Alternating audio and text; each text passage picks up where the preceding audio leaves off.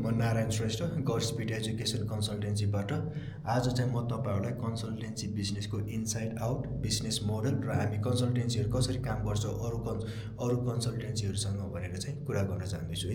Okay, तपाईहरुलाई थाहा होला कि कन्सल्टेन्सी भनेको चाहिँ कमिसन बेसिसमा काम गर्ने हो हैन। मैले कुनै स्टुडेन्टलाई कुनै युनिभर्सिटीमा रिफर गरिदियो भने चाहिँ त्यो युनिभर्सिटीले मलाई 10%, 15%, 20, 30% हेरी कमिसन दिन्छ है।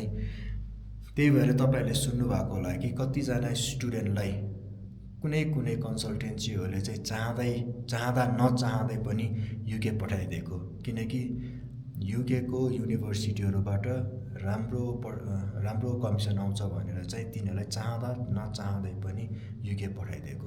यसमा गल्ती हुन सक्छु हैन, तर मलाई थाहा भए अनुसार चाहिँ नेपालमा 8 वटा या 10 वटा कन्सल्टेन्सीहरु चाहिँ छन् जसको चाहिँ युके को युनिभर्सिटीसँग डाइरेक्ट लिंक छ हैन। कुनै कन्सल्टेन्सीहरुसँग चाहिँ एउटा दुईटा युनिभर्सिटी पनि हुन सक्छ हैन, तर प्राय नयाँहरुसँग चाहिँ हुँदैन। त्यसैले हामीहरुले के गर्छौं भने यो ठुलठुलो कन्सल्टेन्सीसँग हामी मिलेर काम गर्छौं एज अ सब एजेन्ट है। अब हामीले कसरी पैसा कमाउँछौं, हामीले कति पाउँछौं भन्दाखेरि चाहिँ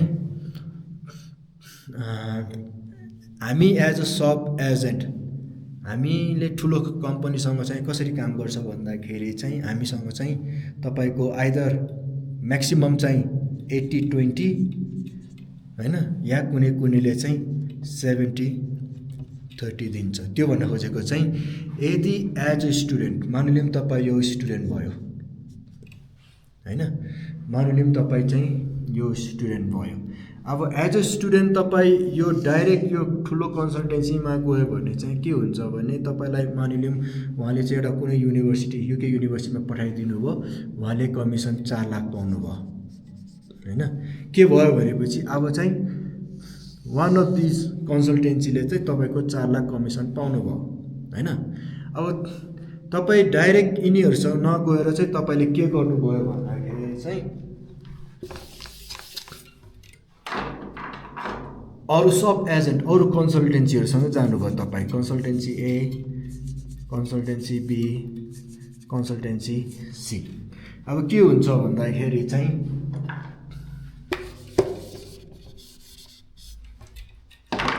अब चाहिँ के हुन्छ भने मानिलिउँ तपाई यहाँ हुनुहुन्छ हैन। अब तपाई यो कन्सल्टेन्सीबाट जानुभयो, यो कन्सल्टेन्सीले पनि तपाईको डकुमेन्ट यहाँनिर फरवर्ड गरिदिनु हो। अब के भयो भन्दाखेरि जुन अघिको 4 लाख थियो नि,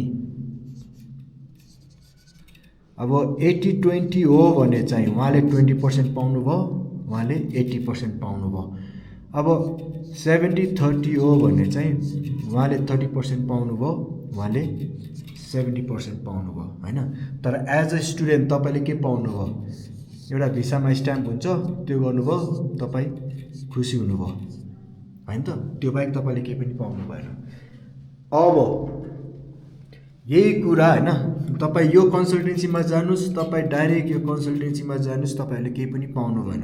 तपाईले भिसा पाउनु भयो, तपाईको खर्च हुने भयो हैन, तर केही पनि पाउनु भएन। अब यही कुरा हैन, यही कुरा चाहिँ तपाई गड स्पिड कन्सल्टेन्सीमा आयो भने चाहिँ तपाईलाई के फाइदा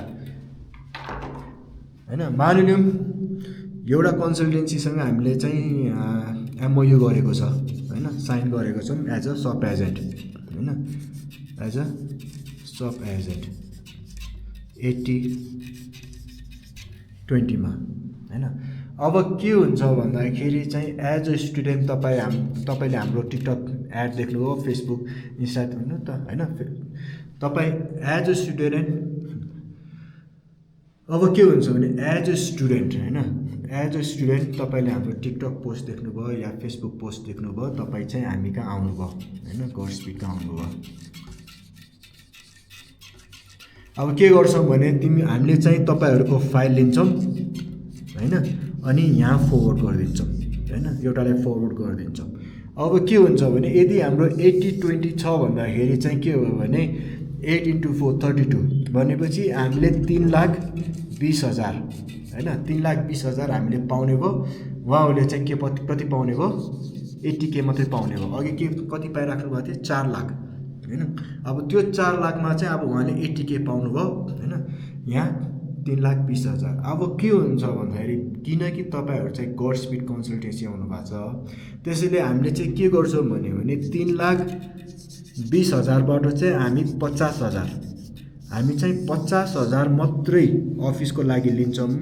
अरू जति बाँकी हुन्छ नि 2,70,000 त्यो चाहिँ हामी के गर्छौँ भने स्टुडेन्टहरूको फन्ड बनाएर हामीले चाहिँ गार्मेन्ट